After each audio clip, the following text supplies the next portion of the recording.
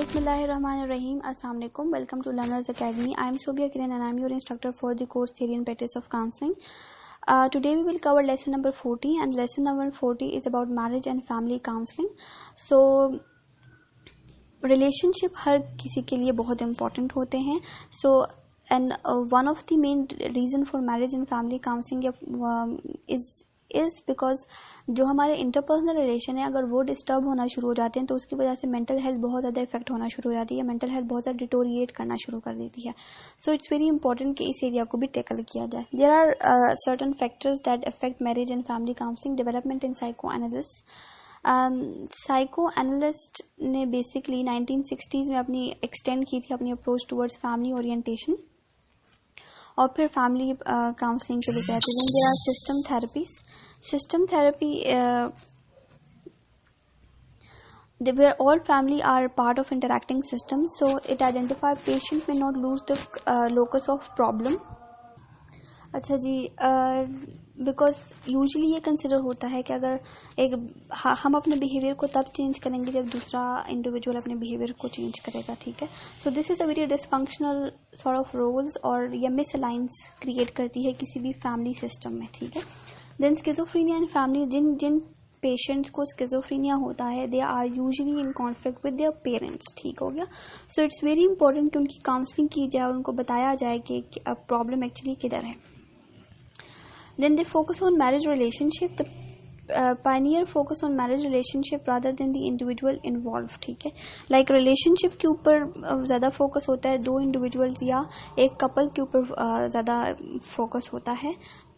अच्छा जी. Growth of the child guidance movement. जो अर्ली रिसर्च इस एरिया में बहुत हुई थी कि पेरेंटल बिहेवियर्स के ऊपर फोकस किया जाए, सच एज मैरिटल और ओवर प्रोटेक्टिवनेस, या क्लिनिशियन और काउंसलर जो है वो बेसिकली फैमिली को एज अ होल देखें. Emphasis on the group work जिसमें ग्रुप सेटिंग्स में जहाँ पे ग्रुप बिकॉज पावरफुल होता है over individuals, so techniques such as psycho drama या गेस्टोरल थेरेपी जो है वो बेसिकली मैरिज या फैमिली काउंसलिंग में बहुत हेल्पफुल होती हैं.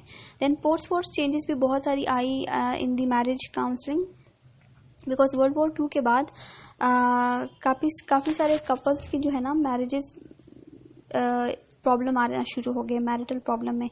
So because half of the work force जो थी वो वुमेन की थी तो इसलिए उनके काफ़ी सारे इश्यूज आना शुरू हो गए. Multicultural counselling is another very important area जहाँ पे मैरिज और फैमिली काउंसलिंग जो है वो ये बेसिकली एक रीसेंट ट्रेंड है बट इट ऑल्सो कह लें कि इफेक्ट करती है बिकॉज अगर आप कल्चर और एथनिसिटी को इतनी अटेंशन नहीं देंगे तो फिर आपकी काउंसलिंग ख़राब होगी.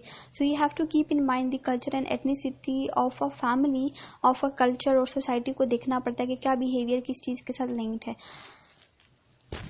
ओके. मैरिज फॉर्मल और या family organisations. Marriage counsellors formally जो है 1942 में जो है प्रॉपर इसकी यूनिट बनी थी, American association of marriage counsellors. And marriage counselling ये लोग प्रोवाइड करते थे, इंडिविजुअल्स भी और कपल को भी प्रोवाइड करते थे. फैमिली लाइफ साइकिल इज ये स्टेजेस ऑफ फैमिली है जिससे वो over time over the year of life गुजर रहे होते हैं. देन लाइक बैकवर्ड जो है उन्होंने 9 स्टेजेस दिए थे. 9 स्टेजेस में थे unattached adult, newly married, child bearing, pre school age child, school age child, teen age child, launching centre, middle age adult and retirement. So marriage counselling पर अभी आते हैं कि ये काउंसलिंग क्यों ज़रूरी है. बिकॉज काफ़ी सारी रीजंस होती हैं, लाइक फाइनेंसेस होते हैं, कम्युनिकेशन या कंपैटिबिलिटी या बच्चों से रिलेटेड इशू आ सकते हैं. सो इट्स वेरी इंपॉर्टेंट कि आप दोनों ही मेंबर्स की काउंसलिंग करो. फॉर्मेट क्या होना चाहिए. यूजुअली वन स्पाउस जो है वो आता है 1-2 सेशंस में, देन दूसरा जो स्पाउस है वो अक्सर रेजिस्टेंस शो कर रहा होता है. ठीक है.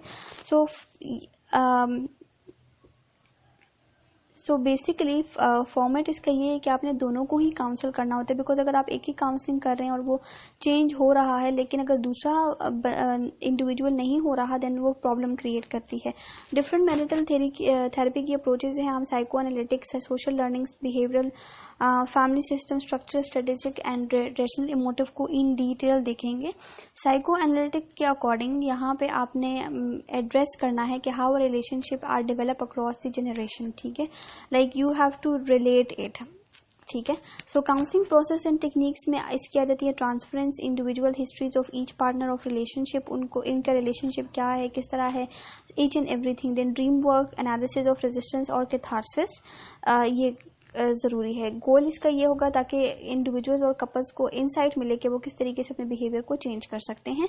उसके बाद है social learning theory. Social learning theory basically behaviourism की फॉर्म है जिसमें आप मॉडलिंग और इमिटेशन पे ज़्यादा फोकस होता है। तो मैरिज पैटर्न बेसिकली ये होता है कि एक की नीड्स या फुलफिल नहीं हो रही होती, ठीक है, या बिकॉज ऑफ देयर बिहेवियर एक इंडिविजुअल जो है वो फेथ सफ़र कर रहा होता है।